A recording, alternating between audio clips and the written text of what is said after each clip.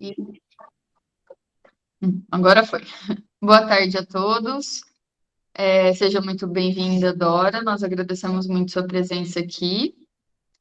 Então, pessoal, falando um pouquinho da palestra de hoje. Então, será uma palestra sobre o ChatGPT e a professora Dora. Ela é professora do Programa de Tecnologia da Inteligência e Design Digital da Faculdade de Ciências e Tecnologia da PUC, doutora em Ciências da Comunicação da Escola de Comunicação e Arte da Universidade de São Paulo, mestre em Comunicação e Semiótica pela PUC, graduada em Economia pela PUC do Rio de Janeiro, coautora do livro A Inteligência Artificial Irá Suplantar a Inteligência Humana e Desmistificando a Inteligência Artificial. Também é colunista da Época Negócios em Inteligência Artificial e atua na área de impactos sociais e éticos da inteligência artificial. Então, seja muito bem-vinda, Dora. Passo a palavra para você e, novamente, estamos aqui no auxílio. E aí, para o pessoal que está chegando agora, deixaremos as perguntas para o final. Mas aí, qualquer coisa, podem mandar no chat e, ao final, a gente vai conversando sobre eles. Então, muito obrigada pela presença de vocês e passo a palavra a você, Dora. Então, muito obrigada. Eu vou aqui compartilhar minha tela. Vou compartilhar. Está tudo certo aí? Está aparecendo?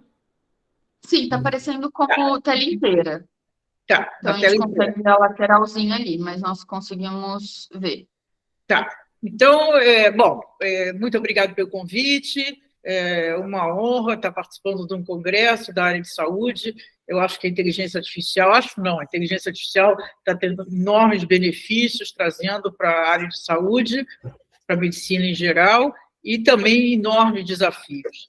Então, vou falar um pouquinho, antes de entrar no tema do ChatGPT, um pouco o que é, fazer uma introdução só para alinhar o conhecimento sobre a própria inteligência artificial. Então, qual era o desafio? O campo da inteligência artificial foi criado na década de 50. Qual era o desafio? Assim, estou fazendo mesmo um sumário das questões, mas era gerar soluções para problemas intuitivos. E o que a gente considera que, em geral, os problemas mais difíceis para os humanos são mais fáceis para as máquinas e vice-versa. Então, a gente não consegue isso independente da inteligência artificial. A máquina de calcular faz cálculos super rápidos que nós, pelo menos os mortais, os humanos normais, não conseguem fazer. Então, e vice-versa, algumas questões. Quais são as questões que são mais simples dos seres humanos e as máquinas têm muita dificuldade? São exatamente concentradas as questões intuitivas, Então, é o que se chama a intuitivo e o relativo grau de subjetividade, o que se chama conhecimento tácito. Então, por exemplo, aprender a dirigir, não adianta eu botar uma pessoa na minha frente e explicar como dirige, ela não vai pegar o carro e sair dirigindo. Ela tem que aprender tendo aula de direção. Por quê? Porque isso significa que a própria experimentação. Reconhecimento facial, que é uma área bastante desenvolvida com o uso da inteligência artificial. Eu não tenho como explicar para alguém, através de uma série de indicadores da minha face, sem considerar os óbvios, se eu tenho um óculos diferente, um cabelo diferente, mas falando da face, da bochecha, do queixo, do nariz, explicar para alguém e alguém olhar e me reconhecer. É difícil isso. Então, são essas as questões que eram o início do desafio do campo da inteligência artificial. Como é que você transforma, porque você tem que transformar numa linguagem de máquina para desenvolver sistemas maquínicos que consigam lidar com essas questões. Então, é uma longa história, porque já tem uns 70 anos que foi criado o campo, e mesmo assim antes já tinha várias iniciativas, e tinham dois caminhos, o que se chama as regras de a linguagem formal, regras de inferência lógica, que, na verdade, nós estamos falando de programação, e um outro caminho chamado aprendizado de máquina. Como é que, já que eu tenho, não tem como, em princípio, incutir na máquina, desenvolver sistemas programados que tragam não só essas questões intuitivas, mais o conhecimento tácito, mas também as nuances da realidade, né? Eu posso olhar um carro, por exemplo, eu, ser humano, reconheço um carro, ele pode estar de cabeça para baixo, virado, batido, qualquer cor, qualquer luminosidade. A mesma coisa não acontecia do ponto de vista da máquina programada. Como é que eu vou programar para uma máquina reconhecer um carro se tem todas essas nuances da realidade, né? Então, criou-se uma sub-área da inteligência artificial chamada aprendizado de máquina, né? Mas aí continuava tendo um problema, que é exatamente o que eu já antecipei um pouquinho, as nuances, né? Como é que você trata dessas nuances, que são múltiplas nuances? Então, a partir disso, tudo muito resumido, só para a gente situar a conversa, né?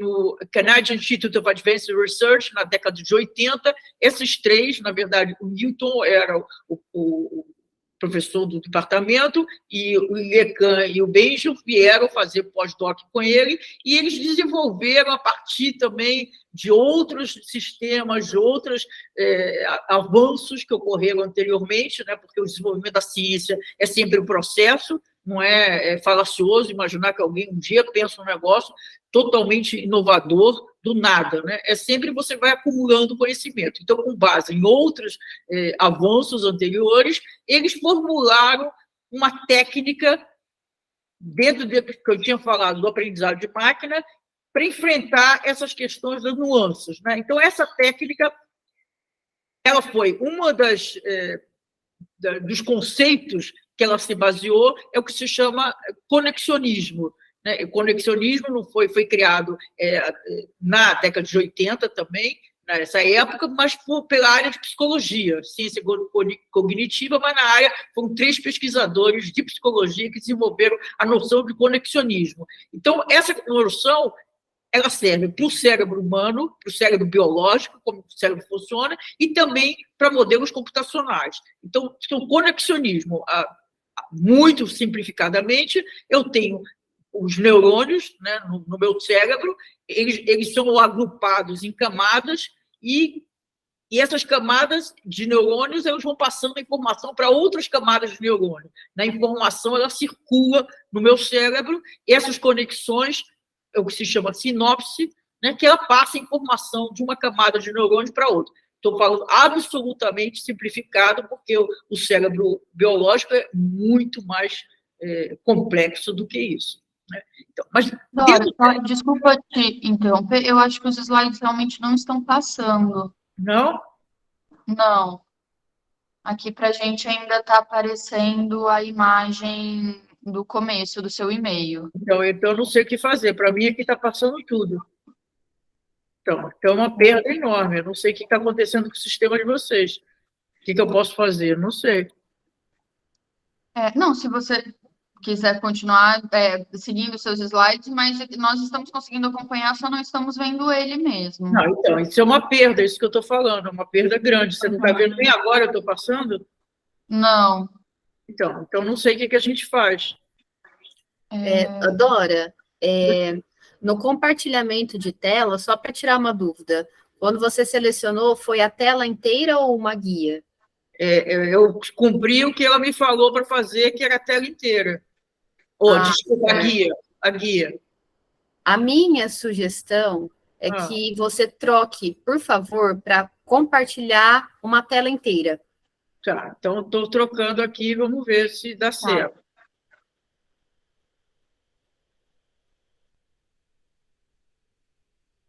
Aí, está passando agora? Passa, agora sim. Agora sim, agora a gente está vendo. As imagens, até onde eu falei, tem inteligência artificial, qual era o desafio anterior, geração de aprendizamento intuitivos, tudo isso que eu já falei, tá? Aí o aprendizado de máquina, e a gente continuava tendo um problema, que são as nuances. Então, são esses 3 que desenvolveram essa técnica, que eu já vou falar, que de aprendizado de máquina, que chama-se redes neurais profundas, em inglês chama Deep Learning, né? Então, a gente tem o campo da inteligência artificial, tem uma sub-área, subcampo, que chama aprendizado de máquina, a máquina aprender, digamos, entre aspas, porque não tem o sentido do aprendizado humano, por si só, então, com base em dados, né? Exatamente pela dificuldade de você fazer programação a programação tradicional e você incutir nessa programação essas nuances do mundo, o aprendizado intuitivo, o conhecimento intuitivo e o conhecimento tácito. Então, dentro do aprendizado de máquina, que é uma sub-área da inteligência artificial, tem uma técnica que chama redes neurais profundas, que é uma técnica de como fazer o aprendizado de máquina, que praticamente, ela permeia hoje quase tudo que a gente fala hoje de implementação de inteligência artificial. Então, ela é uma técnica estatística que ela faz previsão baseada em grandes volumes de dados, que é o Big Data, né? Então, uma outra característica do campo da inteligência artificial é que ele não tem uma teoria até hoje. Ele tem processos empíricos. Então, o que é um processo empírico? Eu desenvolvo um modelo para uma determinada tarefa e o resultado é positivo. O que é o resultado positivo? Significa que é melhor do que outras possibilidades, outras alternativas que eu tenha para resolver aquela mesma tarefa, né? Então, a inteligência artificial é isso. Hoje são modelos empíricos. Na última década, o que a gente tem observado? O que tem acontecido? São aplicações de modelos de inteligência artificial para distintas tarefas, em distintos setores, com resultado positivo, que é melhor do que outras opções. Então, nós temos, nos últimos 30 anos, no mínimo, nós temos modelos estatísticos de probabilidade. Então, os modelos estatísticos de probabilidade, eles estão sendo substituídos por modelos estatísticos de probabilidade com inteligência artificial, porque eles têm a capacidade, é o único modelo estatístico que é capaz de lidar com grandes volumes de dados, extraordinários volumes de dados, Big Data. Então, como o processo de decisão, seja uma pessoa, uma instituição, uma empresa, uma organização, eu tomo decisão a partir de informação. Hoje, com a sociedade hiperconectada, eu tenho uma geração de dados, né, que todos nós estamos familiarizados, é o Big Data. Então, se eu tenho uma quantidade extraordinária de dados e eu uso informações, dados para tomar decisão, se eu tenho uma técnica que me permite extrair informação útil desse conjunto enorme de dados, eu aumento, não quer dizer certo, mas eu aumento a possibilidade de eu ter decisões mais assertivas. Então, com essa lógica, está se disseminando nos últimos 10 anos cada vez mais o que se chama decisões automatizadas por modelos de inteligência artificial, né? Então, já que estou na área de saúde, fazer uma comparação assim, muito rápida, máquinas inteligentes e cérebro, né? Como eu disse antes, essa técnica, redes neurais profundas, ela tem esse nome, não à toa, porque é inspirada no funcionamento do cérebro biológico, mas ela não reproduz a nossa complexidade nem de perto, nem tangencia, é só a lógica que ela reproduz. Então, só para pegar assim, um exemplo, né, só para a gente dar alguns números, nós temos, como vocês sabem, 86 bilhões de neurônios em cada cérebro humano e 86 bilhões de células coadjuvantes no processo de informação. Cada neurônio tem 100 mil sinapses, né, que são os encontros entre os neurônios na transmissão da informação. Então, dá 8,6, 4 trilhões de circuitos, né?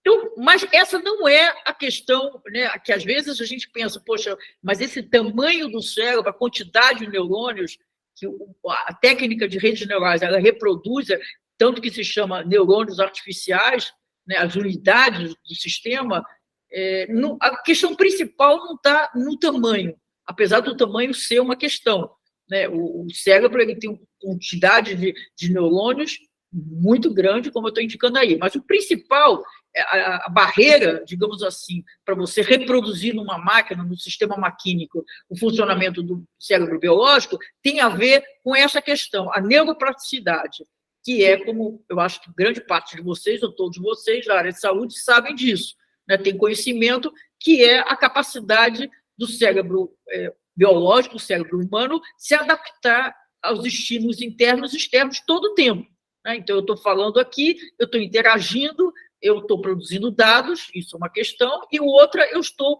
modificando o meu cérebro todo o tempo, né? Então, essa neuroplasticidade, que pelo menos no que temos hoje, não é possível reproduzir no sistema maquínico. Eu monto um sistema para fazer uma determinada... E ele faz ele não tem essa plasticidade de se modificar todo o tempo, né? Então, a dinâmica do cérebro é altamente modulável, né? Então, isso é do que eu conheço, do que eu estudo, do que eu tenho meus consultores na área de cérebro, da área da neurociência, me indicam isso. Essa é a grande barreira, né?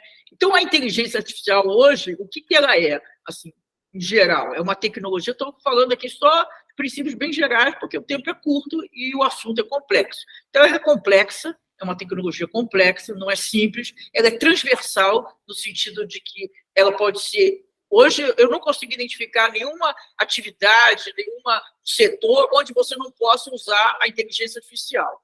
Ela é multidisciplinar, por isso que quando eu comecei a estudar, como eu disse no início, há quase 7 anos atrás, inteligência artificial, impactos éticos sociais, eu tomei a decisão de, simultaneamente, estudar a tecnologia, porque é muito importante, né? Você precisa, nas equipes, você precisa ter o que se chama diversidade cognitiva para você entender, de fato, a tecnologia e os seus impactos.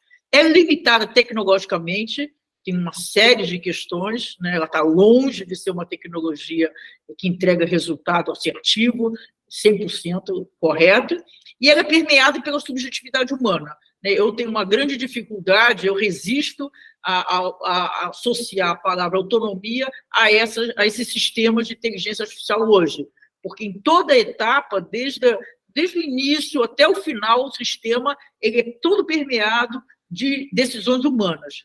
Então, isso significa subjetividade humana, que daí também é uma das origens potenciais de problemas de viés discriminatório, porque são decisões humanas, né? Então, a inteligência artificial, uma outra característica super importante, é que ela é considerada uma tecnologia de propósito geral. Então, só para também situar para vocês, as últimas tecnologias de propósito geral dos últimos séculos foi o carvão, que deu início à Revolução Industrial, depois a eletricidade, depois a computação, e agora, do século XXI, a inteligência artificial. Qual é a característica de uma tecnologia de propósito geral? Ela é, de fato, disruptiva, ela muda a lógica de funcionamento da economia e da sociedade. Então, é diferente, a inteligência artificial é distinto do ponto de vista da natureza em relação a outras tecnologias digitais. Bom, aí vem um pouquinho, né? Eu acho que é muito rico para mim e acredito que também seja interessante para vocês que a gente possa ter um tempo de a gente conversar, vocês fazerem as perguntas, porque aí eu vou perceber qual é o maior interesse que vocês têm. Então, tudo que estou fazendo um geral, assim, só para a gente abrir a nossa conversa. Então, impactos na medicina da inteligência artificial tem 3 níveis diferentes, né? Do médico, predominante da interpretação de imagem rápida e precisa, né? A área que tem melhores resultados no uso da inteligência artificial tem sido a imagem, né? Então, todo o exercício da medicina da saúde que mexe com imagem já tem um grande avanço em relação aos resultados com inteligência artificial. Então, que eu saiba, pelo menos a minha informação, é que, por exemplo, a maior assertividade do uso da aplicação do sistema de inteligência artificial no reconhecimento de uma imagem, de uma tomografia, de um pulmão, para identificar se é cancerígeno ou não. Então, o que eu saiba, o que eu conheço, deu 97% de assertividade. Então, é um nível de assertividade, a taxa de assertividade extremamente alta, né? Sistemas de saúde, melhorando o fluxo de trabalho e potencial de redução dos erros médicos, né? Erro médico, vocês também devem ter familiaridade, é um problema lá nos Estados Unidos, que é o país das estatísticas, tem estatísticas muito grandes, a quantidade de recursos que são perdidos por erro médico, e melhora o fluxo de trabalho. A gente viveu na pandemia, a inteligência artificial foi utilizada em vários momentos da gestão da pandemia, entre eles a triagem, né, em hospitais mais preparados, a triagem para quem como privilegiava na triagem para ir, por exemplo, para a UTI, dentro da UTI para o respirador, né, porque tinha mais, no auge da pandemia, tinha mais pacientes do que o número de leitos e o número de respiradores. Então, você tinha que fazer triagem. Isso é só um exemplo, né? Mas o fluxo hoje de trabalho numa gestão de um hospital, por exemplo, mais complexo, de larga escala, ele está sendo usado em vários momentos, até mesmo para fazer a previsão de quando vai ter alta dos pacientes, os leitos que vão ser liberados, para determinar o fluxo de entrada de novos pacientes, em suma, toda a gestão financeira dos equipamentos está sendo montada com grandes resultados positivos usando o sistema de inteligência artificial.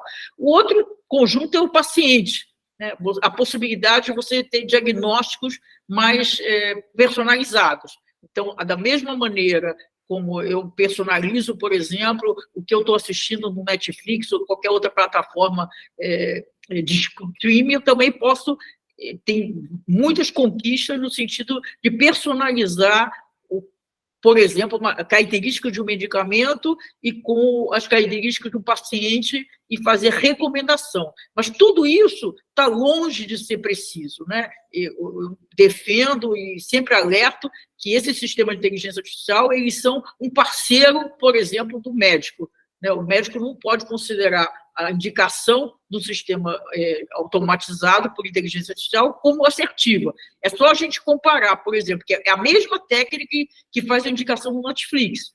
E no Netflix, aí a gente consegue ter uma noção de quanto ela é restrita ainda, né? Então, por exemplo, no Netflix, se eu assistir 3 filmes coreanos, ele só indica o coreano, ou indica predominantemente coreano. Se eu assisto 5 japoneses, pronto, aí só vem japonês. Isso indica o quê? A limitação. Porque se fosse, de fato, inteligente, o que ela teria que identificar? O que tem de característica na série coreana, na série francesa, na série americana que eu gosto, né? Mas não, ela faz uma correlação, digamos, muito básica, né? Então, mas é essa mesma técnica. Então, se essa técnica no Netflix ela é tão básica assim, isso me alerta de que eu, como médico ou como profissional de saúde, não posso usar, ter como soberana a indicação de um sistema desse. Eu tenho que ter outras formas de verificar. Então, ele me ajuda, mas em situações onde tem um potencial dano ao meu paciente, eu tenho que entrar com todas as outras formas de checar a informação. Limitações atuais, tem várias, eu só coloquei, é tudo muito mais complexo do que eu possa falar em tão pouco tempo, mas peguei algumas partes. Primeiro, tem uma questão de... deixa eu beber água que engasguei, desculpa. Tem preconceito, né? O médico é muito difícil, parte é muito... Dá para entender perfeitamente. É difícil para o profissional de saúde, o médico, usar uma recomendação de um sistema do qual ele não entende como chegou a essa conclusão, porque é uma outra questão, o que se chama a opacidade, a não explicabilidade, o black box dessa técnica. O que é isso? É como essa técnica, como os algoritmos dessa técnica estabelecem as correlações da base de dados, quais são os parâmetros da base de dados que eles consideram mais relevante para cada uma das tarefas. Esse processo é de uma tal complexidade que a cognição humana não consegue compreender. Então, é muito compreensível a dificuldade do médico usar um sistema do qual ele não sabe explicar por que está recomendando aquilo. Então, de fato, é uma questão que, bom, tem que ser enfrentada. Questão de privacidade dos dados, né? Isso é um pouco evidente, principalmente que no caso da saúde são dados sensíveis, e agora nós temos uma lei de proteção de dados, que diretamente e tem um rigor maior sobre dados sensíveis. Segurança e falta de transparência interferem na segurança dos sistemas que são passíveis de hackeamento. Bom, em suma, várias questões envolvidas à segurança. Expectativas é melhorar na precisão, produtividade e fluxo de trabalho, isso até eu já um pouco já falei, né? Então, tem uma limitação também, tem a ver com a quantidade e o tipo de dados, né? Como são dados sensíveis, é difícil, quando você está desenvolvendo um sistema, você ter acesso a grandes bases de dados e de qualidade. Também a Covid foi um exemplo nesse sentido. Muitos dos sistemas que foram montados, mundo afora, eles não foram eficientes quanto era a expectativa, e grande parte da responsabilidade tem a ver da dificuldade de eles trabalharem com base de dados organizadas de qualidade, pelo difícil acesso, né? Então, uma das alternativas para complementar os dados tem sido a criação de dados sintéticos. E a solução dentro das redes neurais profundas, dessa técnica que eu falei, que tem produzido parte desses dados sintéticos, tem a ver com a arquitetura chamada GAN. né, ela produz, que foi proposta em 2014, ao mesmo que é dentro da categoria, porque a rede de negócios profundas, eu já vou voltar a esse assunto, mas ela tem duas categorias, a IA preditiva e a IA generativa. Né? Então, a IA generativa, ela tem arquiteturas diferentes. Uma das arquiteturas, a primeira arquitetura, foi proposta em 2014, é a GAN. Ela produz o deepfake, que é um efeito negativo, e ela produz, entre outros efeitos positivos, os dados sintéticos que ajudam na pesquisa na área de saúde. Aí tem desafios e incertezas, acho que um pouco já falei sobre isso também, áreas de concentração, como eu disse, tudo que está relacionado à imagem ajuda muito hoje. E tem um outro, por exemplo, que a GAN faz, eu faço uma tomografia, a imagem não está muito perfeita, ela tem a capacidade de melhorar a imagem. Então, com isso, eu reduzo o tempo de exposição à radiação do meu paciente. Então, são ganhos, né? Então, a radiologia ajuda muito a fazer a primeira triagem, né? Aí tem toda uma discussão se vai acabar com a função do radiologista. Até agora, a pesquisa, como eu disse, que nos Estados Unidos, que é um país das estatísticas, não teve alteração do número de radiologistas trabalhando, mesmo usando a inteligência artificial. Então, tem sido uma técnica, uma tecnologia auxiliar ao trabalho dos radiologistas. Aqui tem um exemplo, né? Eu vou botar alguns exemplos, a gente passa rápido aqui, é um hospital virtual, então, esse hospital virtual, está aí uma das matérias de 2020 que fala sobre ele, onde o monitoramento, a visualização dos pacientes, toda feita virtualmente, então está envolvido em todos esses processos, envolvido fortemente em inteligência artificial. Aqui também um outro exemplo, peguei exemplos variados, né? A USP, em 2021, criou um sistema para contar risco de transtornos mentais. Tem todo o investimento na área de psiquiatria, na área de doenças mentais, transtornos mentais, que hoje está sendo usado com inteligência artificial. Então, várias áreas da medicina tem usado. Tem um livro que, para mim, é o melhor livro que discute inteligência artificial, que pelo menos que eu conheço, e medicina, que chama Deep Medicine, que eu acho muito interessante, do médico americano. Aí chegamos, para concluir minha apresentação, ao ChatGPT, né, que era o assunto. O ChatGPT, como eu disse, então, a gente tem Deep Learning Neural Network, que é a rede de neurais profundas, que é essa técnica de aprendizado de máquina, e essa técnica ela tem duas, digamos, categorias. A IA preditiva, que é o que predominou, é o que tivemos ao longo dessa última década, e mais recente, em 2014, com a GAN, e agora, a partir de 30 de novembro, com o ChatGPT e outros congêneres, o Bard e vários outros, e também tem outras soluções de inteligência artificial do ano passado, anterior ao ChatGPT, na produção de imagem, por exemplo. Então, dentro dessa técnica, ela tem duas categorias, IA preditiva e IA generativa. O que determina essas categorias? Bom, aí tem aí os exemplos, né, que eu já falei. Então, aqui tem uma imagem simples para mostrar, para resumir o que eu falei. Então, inteligência artificial, dentro da inteligência artificial tem um processo que é o aprendizado de máquina, porque a programação não consegue trazer todas as nuances, os detalhes e o conhecimento tácito, em suma. Então, a máquina tinha que aprender, entre aspas, por si própria, que é na base de dados. Dentro dessa, tem várias técnicas. A técnica que deu resultado nos últimos 10 anos chama Deep Learning, em inglês, a rede de neurais profundas, e o que determina, o que caracteriza essas duas categorias? É a arquitetura. Né? Então, eu tenho um conjunto de arquiteturas que me leva à solução de IA preditiva, e eu tenho outras arquiteturas que me levam à IA generativa. Né? Então, arquitetura... Então, aqui, o que é uma arquitetura?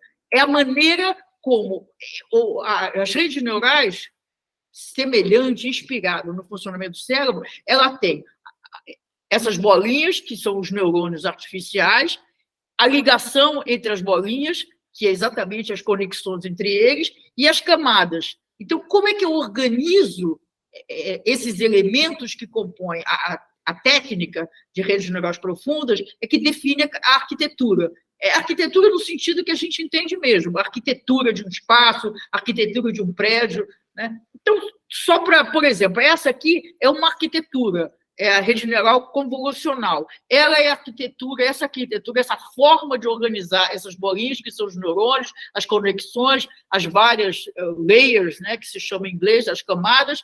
Essa, por exemplo, é a arquitetura que funciona para reconhecimento de imagens e voz, né, na área de computer vision. É a arquitetura que teve melhor resultado e é 100% quando a gente está falando de computer vision, quando a gente está falando de reconhecimento de imagem e reconhecimento de voz, é essa arquitetura. Né? Aí tem a GAN, já é outra arquitetura. Elas são duas redes que elas trabalham juntas. É uma outra forma, né? Uma discriminadora e outra geradora. Então, é uma outra forma de organizar. Aqui também, muito simplificadamente, essa que eu já falei, que está por trás do Computer Vision, e o Transformer. Então, quando estou falando aqui da IA generativa, eu tenho a GAN, que é uma arquitetura que eu falei, que gera dados sintéticos, gera deepfake, que é essa aqui, e eu tenho a Transformer, que é a base tanto do ChatGPT quanto do Bard do Google. Né? Então, a Transformer é uma arquitetura da técnica de redes neurais que foi criada pelo Google em 2017, com base em código aberto, e a OpenAI usou essa arquitetura e desenvolveu a solução a partir dessa arquitetura, que é o ChatGPT. Né? Então, o que é o ChatGPT? Ele é disruptivo? É sem dúvida. Por quê? Porque ele tem várias características novas, originais. Primeiro, o que a gente tinha até então, tirando a GAN de 2014, a gente tinha a IA preditiva. A IA preditiva, você monta um sistema de IA preditiva, para cada tarefa você monta um sistema diferente. Então, se eu quero reconhecer se é cancerígeno ou não, uma imagem de uma tomografia, eu desenvolvo um sistema para isso. Se eu quero fazer a compatibilização entre um medicamento ou um procedimento médico e o paciente, eu monto outro sistema. Então, cada tarefa eu monto como um sistema. A IA generativa não funciona assim, como grande parte de vocês devem ter experimentado o ChatGPT, por exemplo. Né? Ele é multitarefa. Eu posso usar o ChatGPT para inúmeras tarefas. Né? Então, essa é uma grande diferença. Outra grande diferença é a interface. Aquela primeira que eu falei, a GAN, arquitetura, de 2014, de IA generativa, você precisa ter um conhecimento para você interagir com aquela arquitetura. No caso do ChatGPT, diferente também de outras soluções de IA generativa que surgiram ao longo de 2022, a interface é fácil. Você não precisa ter conhecimento nenhum, você vai lá, se cadastra na plataforma do OpenAI e você começa a interagir. Né? Então, essas diferenças, assim, e principalmente essa interface simples, que eu acho que é responsável pelo hype que a gente está vivendo do ChatGPT. Né? Então, o que isso? Você tem que confiar nesse sistema? Não pode confiar. Né? Então, todo mundo que já experimentou viu que não é confiável, ele te auxilia. Né? Quando você domina o assunto que você está tratando com ele te auxilia. Então, também para entender, assim, que eu acho que fica mais claro de entender, talvez, é a mesma arquitetura, inclusive o Google criou essa arquitetura, Transformer, o primeiro produto era a tradução, o Google Tradutor. Né? Então, quando eu acredito também que todos que estão participando já experimentaram, se a gente colocar para traduzir do português para o inglês, nós temos que ter um certo conhecimento do idioma inglês para a gente fazer os ajustes, porque está longe da tradução ser absolutamente pronta para a gente enviar para aquele, se for uma atividade profissional, principalmente alguma coisa que a gente precisa ter um texto minimamente bem escrito do ponto de vista linguístico, do ponto de vista semântico. Né? Então, é a mesma coisa. Então, o ChatGPT, ele sempre via, é a probabilidade, como eu falei, a técnica de redes neurais profundas, que é a técnica de todas essas aplicações, soluções de inteligência artificial, ela me diz, o ChatGPT, qual é o raciocínio, né? Que não raciocina nada, mas o que está por trás do ChatGPT. Ele vê a probabilidade daquela palavra fazer sentido na sequência, né? Então, as respostas podem ser incorretas. Ele tem o fenômeno da alucinação, quando ele responde o que não tem nada a ver com o assunto, né? Ele inventa livros. Se você pergunta algumas perguntas aqui, qual é a origem, qual é a referência, ele te inventa livros que nunca foram escritos, né? Tem um problema de vazar dados sigilosos, mas se a gente fazer uma comparação com o Google Pesquisa, o Google Search, a diferença é que quando eu faço uma pesquisa no Google Search, ele me dá a origem, ele me dá os links. Então, isso permite fazer a curadoria. Se eu tenho algum conhecimento sobre aquilo que eu estou procurando, o que eu posso fazer? Bom, aí eu vejo lá, tal jornal. Bom, esses eu imputo credibilidade. Então, tudo bem, vou ler a minha matéria. Esse é um pesquisador que eu reconheço. Ou essa é uma revista que eu também acho que é uma revista importante na minha área. Então, eu faço a curadoria, né? No ChatGPT, e os congêneres também, a mesma coisa, ele não me dá o link, ele não me dá a origem. Então, eu não tenho possibilidade de fazer a curadoria. E aí mora o perigo, como se diz popularmente. Porque se eu não tiver conhecimento, como a maneira como ele apresenta, do ponto de vista semântico, passa credibilidade, se eu não tiver conhecimento, eu posso utilizar e absorver informações e resultados que não têm nada a ver com a realidade ou que tenham muitos erros, né?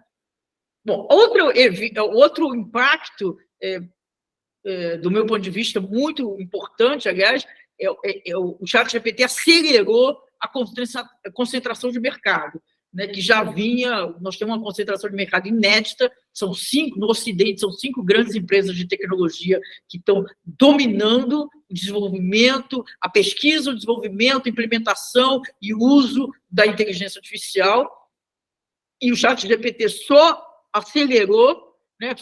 Vou aqui um dado, só para vocês verem, custa a OpenAI $700 mil por dia só para rodar o ChatGPT, né? Então, tem que ter uma capacidade de hardware, de máquinas, de sistemas muito robusta. Então, também para dar uma ideia, a USP, que é a universidade mais importante do Brasil, da América Latina, ela não tem sistemas maquínicos, né, hardware, suficiente, um GPU suficiente para rodar um sistema desse, né? Então, a concentração de mercado ampliou, é muito grande, tem outras questões acontecendo.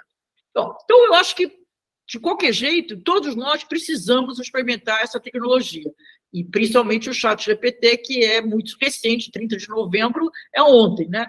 Então, cada um na sua área profissional, pessoal, das suas atividades, tem que ir experimentando e descobrindo como ele pode me auxiliar. Então, se eu preciso, por exemplo, fazer um texto, ele pode me dar a base, e a partir daí eu vou fazendo os ajustes. Se eu preciso pesquisar alguma coisa, ele vai lá e me ajuda. De repente, eu vejo, ele tem sido bom, pelo menos até agora, tem se mostrado bons resultados para a gente fazer resumos. Então, mas eu não posso pedir para o ChatGPT o diagnóstico, eu não posso pedir para o ChatGPT me indicar, eu dou lá as informações do meu paciente e qual é o procedimento que eu tenho que fazer, ou qual é o medicamento, e isso é um risco enorme e que não deve ser feito, né? Então, potenciais riscos, de maneira geral, propriedade intelectual, tem toda uma discussão, viés discriminatório, né? O problema não está no viés. Em geral, se fala assim, o viés. Não, o viés, todas as decisões na nossa sociedade tem viés. O problema é quando é discriminatório. Proteção de dados, segredo comercial, segurança de notícias falsas, conteúdo enganoso, a falta de precisão. Então, tem toda uma reação no mundo. Agora, essa semana foi muito intensa nesse sentido. Dia 3 de maio, por exemplo, um projeto substitutivo de outros projetos que estavam, um na Câmara e 2 no Senado aqui no Brasil, a comissão do Senado que trabalhou o ano todo passado, o presidente do Senado, Rodrigo Pacheco, enquadrou como proposta PL, né? Projeto de lei, esse trabalho que foi feito pela comissão dos juristas.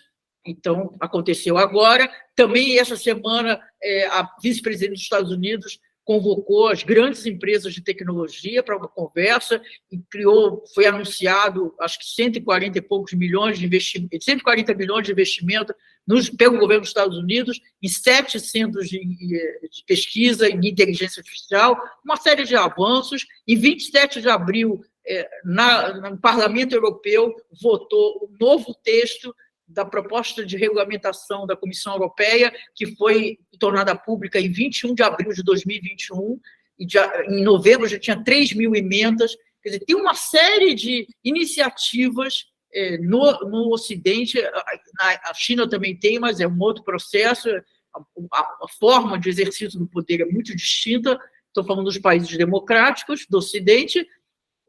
Tem várias iniciativas no sentido de regulamentar o uso da inteligência artificial, dada a relevância dela hoje na sociedade e como ela é capaz de trazer benefícios extraordinários e também ter danos, né? Então, é o que se diz, simultaneamente, a cada implementação tem externalidades positivas e negativas. Então, esse esforço de tentar regulamentar, e agora é um desafio, porque não é simples a regulamentação da inteligência artificial, e o resultado disso é que até hoje não tem nenhum lugar do mundo um arcabouço regulatório. Começa pela própria definição do que é inteligência artificial. Não existe consenso, eu já fiz vários levantamentos, não existe consenso, inclusive todos esses arcabouços regulatórios, proposta regulatória, o primeiro desafio de todas elas é como definir. E aí, por exemplo, a Comissão Europeia, ela fez uma definição que não tem falhas, e ela criou um anexo onde ela vai listando quais são as aplicações que estão dentro, por exemplo, que ela classifica por risco, né? Alto risco, médio risco, baixo risco. Então, mas quando ela faz esse anexo, a velocidade de avanço e de novidades nessa área é muito grande.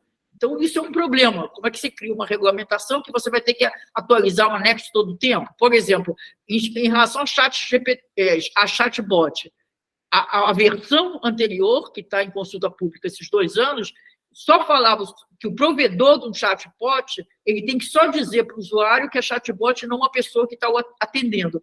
O ChatGPT modifica tudo, porque não é só simplesmente o chatbot de atendimento lá do consumidor numa plataforma lá de quem ele fez uma compra. É muito mais do que isso. Então, nada do que representa hoje essa nova configuração, essas novas soluções, estavam dentro, então já se fez uma revisão e continua fazendo. Então, isso são os desafios. Esse é o projeto de lei, só para terminar, que foi em 3 de maio, como aqui no Senado brasileiro, que chama 2338, que espera-se que tenha um longo processo de discussão até se tornar, em algum momento, uma nova versão modificada, um projeto de lei. Então, é isso. Aqui é o meu último livro sobre inteligência artificial. Eu acho que o propósito era esse mesmo, como diz o título, desmistificar o assunto. E aqui são essa coluna que eu tenho desde 2019, que eu só escrevo sobre esses assuntos, e aqui as minhas referências, quem quiser. Então, é isso. Voltando aqui para ver vocês. Parar de compartilhar. Stop sharing. Estou aqui de volta.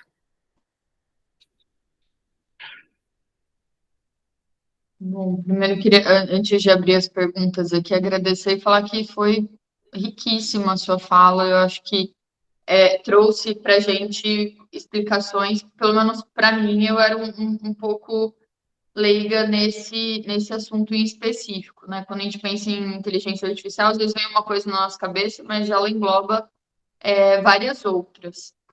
Então, abrindo aí para o pessoal, se vocês quiserem fazer algum questionamento, pode falar, Bruno. Você prefere falar pelo chat, mas se quiser pode abrir o microfone também, viu? Fica à vontade. Tá bom. Boa tarde, pessoal. Boa tarde, professora. Excelente a palestra. Eu tenho uma pergunta, porque eu retornei à academia recentemente, né? Eu sou da área de saúde, sou formado em educação física e estou cursando fisioterapia agora, e eu tenho percebido uma certa resistência dos professores com relação à construção de trabalhos acadêmicos pelo ChatGPT. Aí o que eu quero saber, e já me elucidou muito essa palestra, agradeço com relação a isso, porque você já elencou que pode ser uma resistência do profissional, né, de não ter o conhecimento da ferramenta, e que, como você mesmo colocou na palestra também, que a própria ferramenta possui algumas falhas, ela não elenca referências, dentre outras coisas. Mas, de qualquer forma, eu gostaria de saber a sua opinião sobre isso. Olha, é uma boa pergunta, aí você está falando na área de educação. Eu já até escrevi no Valor Econômico também, logo que saiu o ChatGPT em janeiro, um artigo que eu falo sobre parte também da reação da comunidade de educação. A questão não é que tem alguns erros no ChatGPT, não. É raro respostas que não tenham erros, né? Porque é sempre uma probabilidade. Para começar, que uma técnica que é probabilística, ela já tem uma variável de incerteza intrínseca, porque é sempre a probabilidade de alguma coisa acontecer. Então, a probabilidade daquela palavra ser a melhor para aquela sentença. Mas não quer dizer... o sistema não tem nenhuma compreensão, não entende o que está fazendo, nada, não tem nada de inteligente como a gente define a inteligência. Ele é um sistema que faz correlações, né? É um sistema matemático, é uma matemática, é um sistema matemático que faz com que a máquina funcione dessa maneira.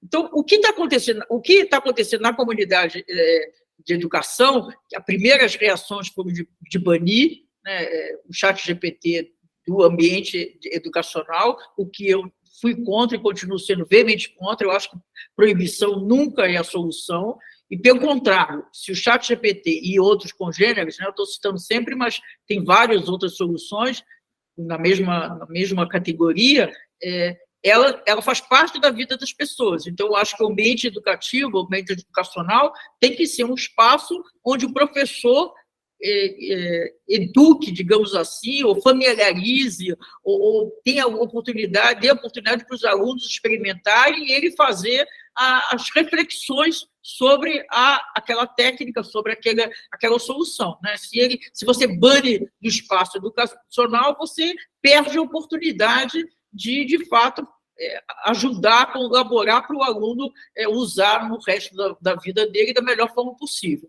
Agora, os trabalhos feitos, como eu disse, o básico está dominado, né? Então, se um professor pede resume tal coisa e me entregue tal, sei lá, um texto, alguma coisa, faça um resumo e me entregue e faça isso com uma avaliação, o aluno, não só o ChatGPT, mas antes do ChatGPT já podia fazer isso.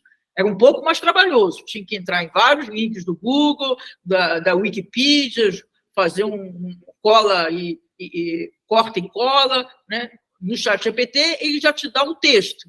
Mas isso, como eu disse, temos que buscar outras formas de avaliar o aluno, porque se o professor também lê, se ele atentamente, é difícil não identificar que não foi feito para o aluno, principalmente na universidade, né? No ensino básico é tudo mais básico, é mais difícil.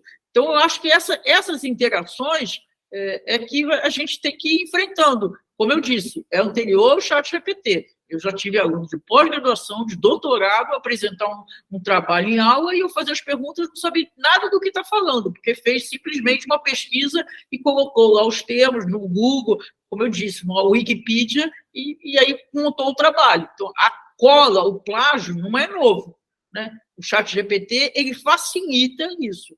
Agora, se o professor é um professor que, de fato, corrige, de fato, interage com os alunos, e se o aluno, de fato, está a fim de aprender, esses caminhos fáceis não levam a nada, porque não acrescenta nada no aprendizado, no desenvolvimento de ninguém, né? Então, eu acho que aí não é uma questão de resistência da comunidade. Eu acho que é a maneira como a gente vai adaptar a metodologia de aprendizagem, como a gente vai adaptar a forma de avaliação do aluno, como é que a gente modifica frente a tecnologias, soluções tecnológicas que são, de fato, disruptivas, né? O que a gente tinha até então não pode continuar sendo, a grande parte não pode continuar sendo utilizado num ambiente muito distinto. É isso que eu acho. Mas nada disso é fácil, né? Essa semana, por coincidência, eu tive uma reunião, uma palestra, uma conversa de uma escola com 30 professores de uma escola de ensino básico. E é isso, não é uma escola super conceituada, e é um grande desafio. Como é que lida? Os professores já vinham com o desafio de como lidar com as tecnologias em geral, né? As plataformas de aprendizagem, várias tecnologias que já estavam colocadas na esfera de educação. Então, é mais um desafio, né? Espero ter respondido, Bruno. Sim, muito obrigado, professora. Excelente explicação. Mais alguém gostaria de fazer algum questionamento? Vai lá, gente. Faz uma pergunta aí para eu... A gente já está fechando o tempo. Aqui a Maria Antônia, ela agradeceu e disse que o assunto é extremamente interessante. Pessoal, quem quiser mais fazer alguma Se ninguém pergunta? tiver uma pergunta, eu tenho uma pergunta barra um comentário. Professora Dora, especulações, né, que rodam por aí, falam sobre existir a possibilidade de ter uma espécie de uma impressão digital, um pixel de rastreamento de que aquilo ali, aquela informação, aquele dado na íntegra, vamos dizer, passou pelo chat GPT. Principalmente na academia, né? Os acadêmicos com a ideia de que vai ter um material ali pronto. Então, isso eu ouvi muito assim, como uma especulação, né? Acho que mais era uma forte especulação, dizendo que haveria uma forma, então seria uma forma de controle, uma outra tecnologia que rastreasse que aquilo ali fosse vindo do chat GPT e não tivesse nenhuma autoralidade da pessoa da qual ali está usando o material. Isso é plausível? Você está falando de plágio, né? Então, o plágio já não também não é novidade, né? Quando a gente submete, por exemplo, para a revista acadêmica, um artigo nosso, a revista acadêmica, os editores, eles passam imediatamente por sistemas de verificação de plágio. Então, por exemplo, já me aconteceu de ter detectado num artigo que eu mandei que era um plágio e era plágio sobre mim mesmo, sobre alguma coisa que eu tinha escrito num outro momento, né? 3 linhas. Então, esse mecanismo de identificação de plágio já existe. Agora, em relação ao ChatGPT, um mês depois que a OpenAI lançou publicamente o ChatGPT, ela mesma lançou um sistema para detectar se foi produzido por inteligência artificial ou por pessoas. E, a partir daí, desde dezembro para cá, proliferaram vários desses sistemas, né? Tem algumas universidades americanas importantes que já criaram seus sistemas, que estão disponíveis. Então, isso só está aumentando. Tem cada vez mais sistemas, aí cada um, nas suas atividades, identificar qual sistema que acha que é melhor, que tem uma usabilidade mais simples, e aplicar esses sistemas. Então, eu acho que essa questão do plágio, mesmo nós estamos de novembro para cá, é muito pouco tempo e já tem vários instrumentos, né, para pegar isso, se foi produzido por inteligência artificial ou se foi produzido por um humano, né? Então, essa diferença é fundamental. O que não é possível é uma outra discussão, não sei se você estava tangenciando ela também, é você identificar, como eu disse, a origem dos dados. Então, por exemplo, o pessoal da área de arte, não é a área de vocês, tem toda uma discussão. Por exemplo, eu sou um artista, eu produzi várias obras e as minhas obras foram usadas da base de dados que treinou o ChatGPT, por exemplo. Não é possível identificar daqueles bilhões mesmo de referências, né, dentro da base de dados, qual foi que foi usada, se eu usei essa obra ou aquela obra. Isso não é possível pela natureza da técnica, né? Dessa solução de redes neurais profundas. Então, isso não é possível, essa identificação. Então, você não tem como, que é diferente, por exemplo, o plágio na arte. É diferente eu usar para produzir uma imagem, né? Eu usar um sistema desse para produzir uma imagem e que a solução ela se baseou em diversas outras imagens que já estão produzidas por terceiros e estão disponíveis na internet. Isso é uma coisa, isso não tem como captar. Agora, outra coisa é também plágio na área de arte. Outra coisa é eu pegar assim e pedir, por exemplo, para uma dessas soluções produzir uma pintura, vamos supor, ou uma música que tenha sido feito com a característica de tal autor, de tal pintor, de qual compositor. Aí é plágio, né? E como já está acontecendo vários. Tem vários depoimentos de compositores, inclusive no Brasil, onde saíram músicas do estilo, parece tudo que é dele, mas não foi ele que fez, né? Então, isso não tem dúvida, isso é plágio, isso é falsificação, né? Então, isso é crime, né? É criminal, né? Então, são coisas diferentes, são novas questões que essas novas tecnologias estão nos colocando. E como é a velocidade... Dois atributos importantes. Um é a complexidade, elas são sempre complexas, e os reguladores, é difícil os reguladores entenderem, acompanharem, porque não são especialistas nessa tecnologia, aliás, em tecnologia nenhuma, são reguladores. E o segundo é a velocidade de transformação, né? Então, numa sociedade democrática, você implementar uma nova regulamentação, uma nova lei, você tem que ter um tempo de discussão. Exatamente nesse tempo de discussão, já tem outras soluções que estão vindo de inteligência artificial, dada esse avanço muito acelerado. Então, como é que você faz, né? E a regulamentação não é alguma coisa que você muda todo tempo. Você tem uma lei, a lei ela fica lá em vigor, né? Pelo menos durante um tempo razoável. Então, mas essa questão de plágio, assim, eu acho que ela não é o problema. Você pega logo... você já percebe se ela foi criada por inteligência artificial ou não, né? É só cada vez se torna mais popular esses sistemas de detectar se é plágio ou não, isso vai proliferar. Mas eu volto a dizer o que eu já disse, né? Qualquer professor atento, que conhece a sua turma, que se dedica, que lê o trabalho, eu duvido que um aluno meu, um orientando meu, de mestrado, doutorado, façam alguma coisa pelo chat GPT, me entrega e eu não percebo que não foi feito por ele, né? Agora, tudo isso a gente está esbarrando em questões que são já históricas, né? As dificuldades na área de educação, todo nível na universidade, na escola, no ensino médio.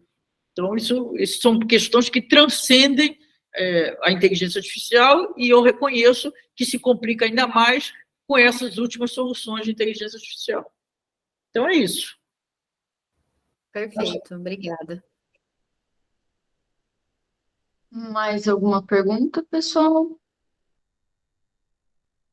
A Natália fez um comentário aqui que ela está no último ano de biomedicina e ela pôde perceber que há muitos setores laboratoriais que já estão bastante automatizados.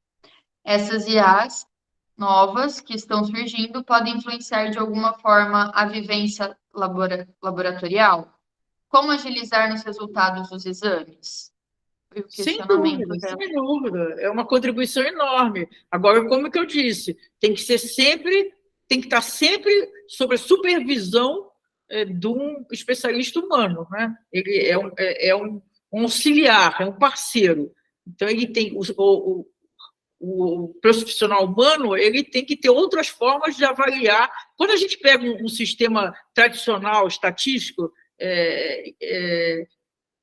aí o sistema tradicional estatístico, né, que já tem, como eu disse, há 3 décadas, pelo menos. Aí ele foi evoluindo, hoje tem sistemas estatísticos tradicionais, sofisticados, que até se confundem com sistema estatístico de inteligência artificial.